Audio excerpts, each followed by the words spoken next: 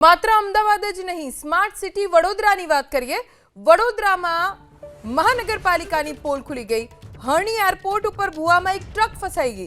તાજેતરમાં રોડના નવીનીકરણની કામગીરી કરાઈ હતી અને ડ્રેનેજ પાણી વિભાગનું સંકલન હવે ક્યાં ગયું એ સવાલ ઊભો થયો છે, કેમ કે હરણી એરપોર્ટ ઉપર પસાર થતો ટ્રક અચાનક રસ્તો બેસી જતા ત્યાં જ ફસાઈ ગયો, જેના કારણે મહાનગરપાલિકાએ જે પ્રકારની કામગીરી કરી છે તેની સામે સવાલો ઊભા થઈ રહ્યા છે.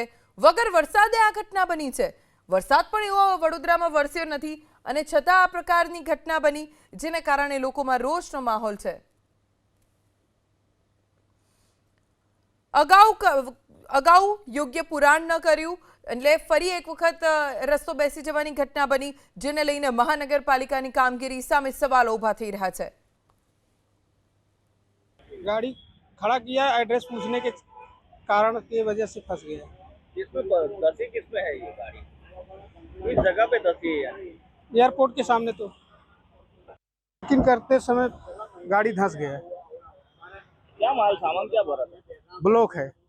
कितना माल भरा है? 25 टन। तो गाड़ी से ओवरलोड तो नहीं है ना? नहीं, ओवरलोड नहीं है, वो भी ये धस गई। धंस गया। कच्चा था, इसके लिए धंस गया। क्या कहना चाहोगे प्रशासन के लिए? इसके लिए क्या बोलूं साहब, जो दिखाई दिया वही है।